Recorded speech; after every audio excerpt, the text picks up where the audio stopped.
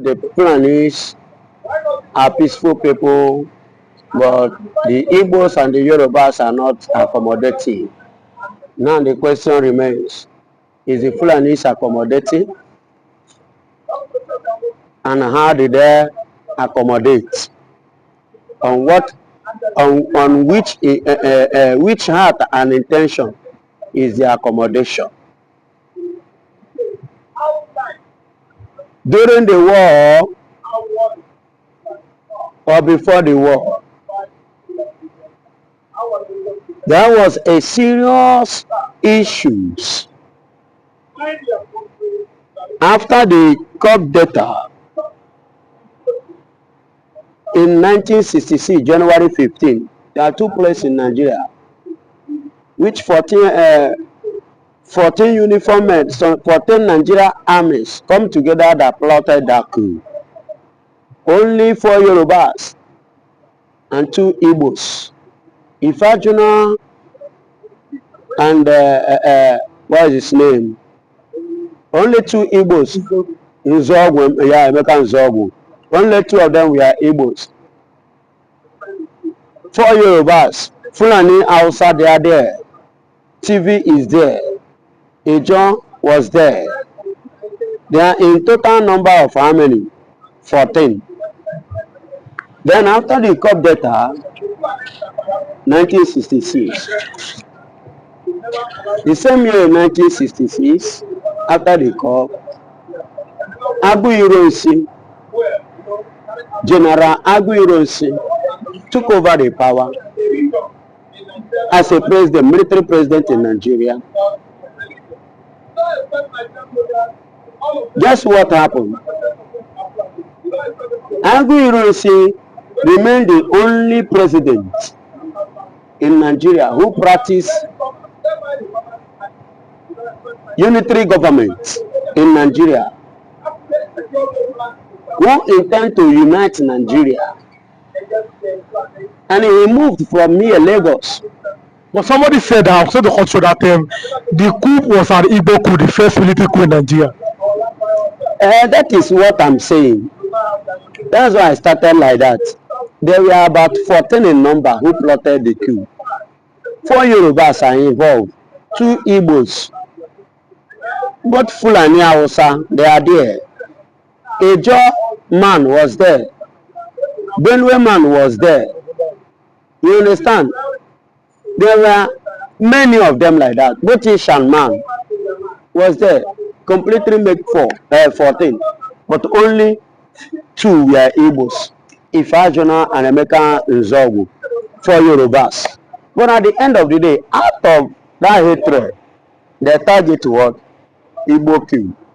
Then after that, the next thing, like I said, Agu Ironsi became the first president, unitary president in Nigeria.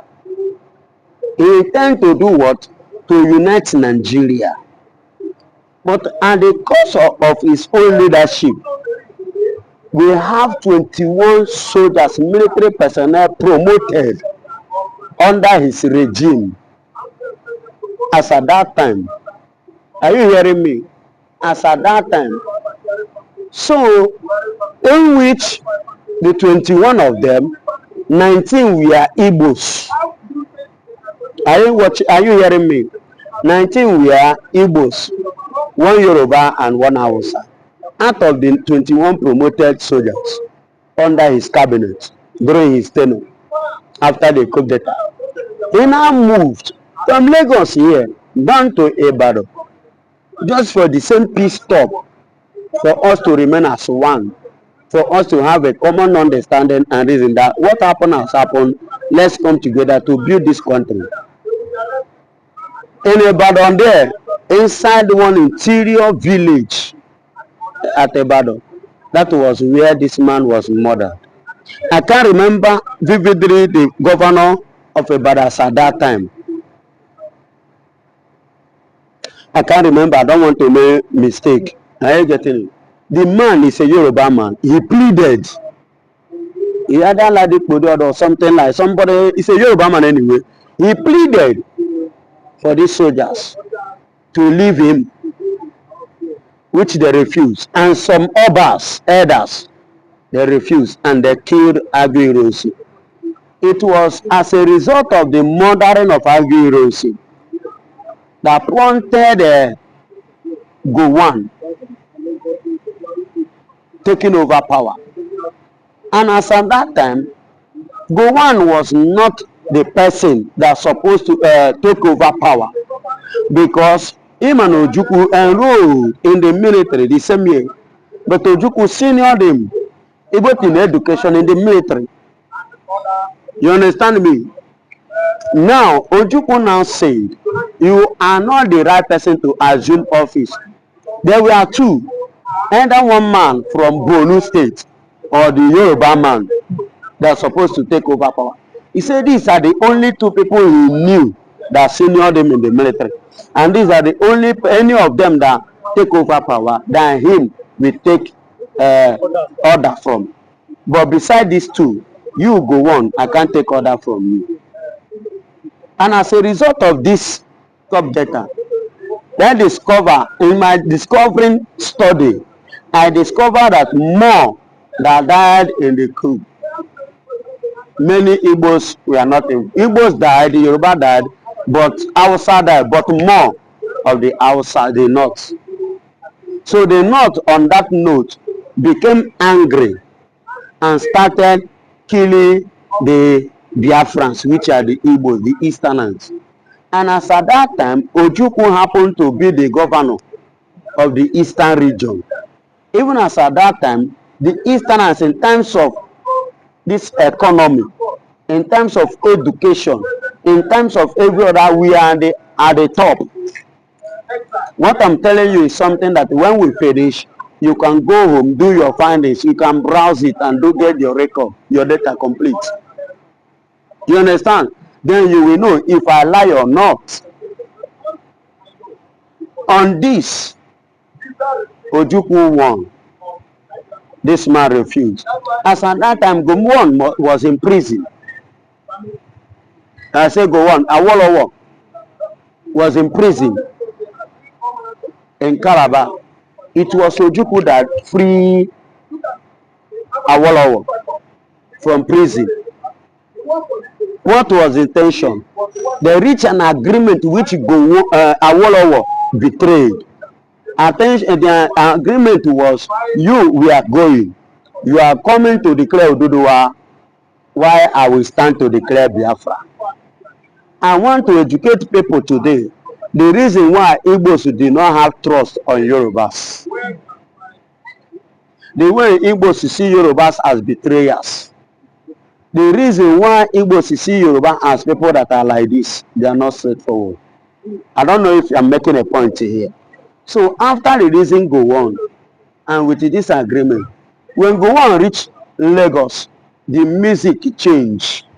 Gowon did not dance as they agreed. Why Ojukwu pick it up? The killing that you people are killing the Easterners is not going to do what? Take it.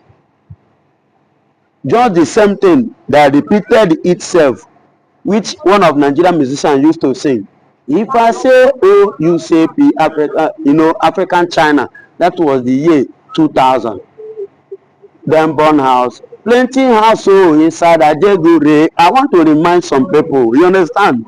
The same thing that happened that year was what happened then. They started killing, which Ojukwu now reinforced. And he declared Biafra, expecting Awolowo to do the same, which Awolowo betrayed and turned his back, never to do so. Now, what do you think was the cause? Because we have heard former Speaker of the House of Representatives, former Speaker of the House of Rep this morning said that Nigeria has not learned any lesson from the Civil War. Do you agree with him? Yes. Do you know why I start from details? I want people to see the foundation of what is going on in Nigeria, how it started, that leads to where we are today. That's why I cool down to narrate this, to point on this. There are many. I'm just giving you some brief so that you can go and do your file and get the remaining details. Nigeria have not learned their lessons. Because during the war and after the war, by now, Nigeria would have think and go back to the step of that unitary government being led under the government of Aguiyi to unite this country and do the needful and balance the economy and balance the development and balance things on the three regions that make up Nigeria. But these people did not reason it that way. You see why Nigeria is going the way it's going, and you see why. But this time around, that is the strategy that many Christians are making mistake. You say, let your God fight for you. It's good, let your God fight for you, but at times in the Bible again, the same Bible said, right from the days of John the Baptist, the kingdom of God suffer violence. If a violent will bring peace, let's use it at times. So this time, at this point, Fulanis must leave Ebonyi State. Fulanis, we must retaliate from the age of 1, that is my own. I know the instruction is given past from age of 18, but me, I am giving my own. If you are 1 year old, you can hold something, my dear, carry something. Defend yourself. Then, where is the work of the army and the military? The work of the army and the military, even the work of all those security personnel, which the Nigeria say they provide for the East, you can see it now. They are not working to protect the property or the life of the Igbos, the Easterners. They are there to pave way for the Fulanis. They are there working to pave way for the Fulanis so that they can come and kill the Igbos and take over their land. As you can see what is happening in Ebonyi State. Which offense did they commit? They didn't commit any offense, but Fulanis come to kill them. So now, do you see? Then if they rise now, you say Igbos are IPOB is what terrorists. But the Fulanis have performed their own now. Those courts, useless courts that they used to organize, did not come now to condemn what they have done in the police state.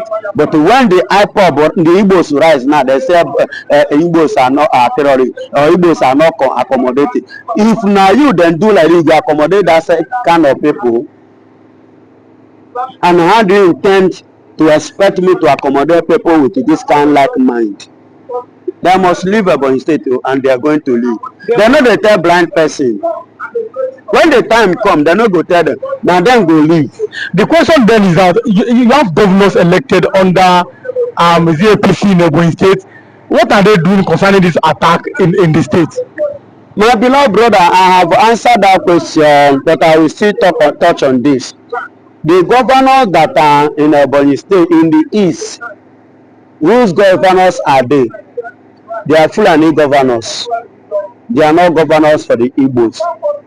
They are not there to govern the Igbos. They are there to do what? To govern the Fulanis, to help the Fulanis, to support the Fulanis, to back up the Fulanis, and that is why you are seeing Fulani being backed up by CDS Musa boys, being backed up by federal government of Nigeria. They are having their backup from the government, and that is why those governors too are part of them. And that is why they are not doing anything to protect the property and the life, to have the indigenous of the land, which are the Igbos, the Ebonyi State. That is why you see what is happening. How can a governor come out and say, make I no fight back? So I should just fold, make I not do anything, make I fold. Look at me very well. I should fold my hand, myself like this. I go just say, holiness, or yeah, Fulani go come kill me, go free. You say, make I not do like this, pick something. It's a lie. My own Bible no teach me like that. And I don't even care how anybody, any Christian will feel it. Those ones that have been fooled, that have been deceived, let them remain in darkness. My own Bible did not teach me like that. My own Bible, the one I studied, it said there is a need for violence. If you warrant it, you can violence and bring peace. Let me ask you, those of you that always come and say, I feel that there may be these plans to bring in Islam through backdoor, through Ebonyi. Yeah, those are called the North Igbos because their region, their geography is situated in the north part of southeastern Nigeria. So they are sharing border with Benue. That's why we call them North Igbos. Then their own understanding is too low and slow. They are people that are very wretched and the poor in Igbo land. That's why they actually embrace Islamic Bank That Islamic bank is from where they grant them loan to train their children in school. The Fulani hegemony, the Fulani subtle snakes, they invaded the Borno state throughout the administration of Malam Muhammad Buhari. They deceived them that they should give them loan, they will be giving them loan, and actually they loan money to them. They use that money to farm. They use the money to train their children freely in the university, and that's why they actually accepted as a result of what? Gullibility, long throats. Yes, to build mosque in their land, to do what? To build Islamic or Arabic bank in their land, on their land there in Ebonyi State. And today they have succeeded on Islamizing how many percentage of our people? Good percentage of them are turning to Muslim. But I'm telling you that we are Igbos. Sooner or later, they will all be revamped. Reorientation they must go through to bring them back to their normalcy, their normal, at least, state of mind in life. Originally, they are the Igbos. We must make sure that we give them the orientation, revamp their mental ability so that they will begin to think like Igbos again. It won't take us time. Ebubiagu in the south part of Nigeria, what is the job of Ebubiagu? They've been quiet, even though look at what happened in Ebonyi State. Amoteku has always worked in Yoruba land, even though they don't have the sophisticated weapon. Ebubiagu is quiet. What do you think may be happening to them? Ebubiagu has been bought over by Fulani masters. The governors of the Central East serve the Fulani, their Fulani masters as errand boys. The Fulani masters supply them with money, supply them with gold, supply them with governmental posts and positions. If they finish that positions, their Fulani masters promise them presidency, office of the presidency, and at the end of the day, they will flop. They will do what? Flop all those promises, refusing to at least redeem those promises, and call those Igbo governors Ewuhua Mugu. It was due to juicy promises, promised to Opus Adema that made him over the years to be killing the youths in Imo. Buhari promised him he would one day rule Nigeria, and that is what is going on now. That's why APC is not even, relenting on occupying the Imo State Governor office, because they promised Opus Adema that they will give him that position, office of the presidency. So what I'm trying to say is that Ebubiagu himself, the people that initiated Ebubiagu are these governors, and they are errand boys to their Fulani masters, who often promise them juicy offices in the federal agencies. So what happened is that Ebubiagu is no longer working because they were put in place there by Fulani. We've been saying it on and on that Ebubiagu should go and sit down. It is only ESN that is working in Igbo land. And they don't expect Ebubiagu to come and attack Fulanis. The Fulanis are their masters. The Fulanis are working with the governors. The governors are the one that initiated Ebubiagu. So Ebubiagu's security, outfit in Igbo land are crippled, incapacitated, and this at least deactivated. They can no longer work, operate, or being effectual because they are errand boys of Fulani Janjaweeds. Then before I let you go, Nigeria has not learned anything from the civil war. This is coming from Yakubu Dogara, former speaker of the House of Reps in Nigeria. What are your opinions about that statement from Dogara? Nigeria has not learned anything from the civil war. Dogara is a small boy from Fulani land. He has never, Dogara was former governor of Sokoto now. So that was Tambuwal. Okay, Tambuwal. Okay, Dogara was former governor of Bauchi. Okay, speaker. Yeah, not a governor. Speaker of House of Rep. Yes. Yeah, he was a small boy when the war was raging between Biafra and Nigeria. He had no experience of how war, the war of 1967 to 70 happened. He was a child. He was, abusing, drinking brukutu, milk and fura. So he has been brainwashed by their local food. And all of a sudden, he was exalted into that highly, designated position of being, a speaker of lower legislative chamber. So he's talking as a man who believes that they dominate Nigeria.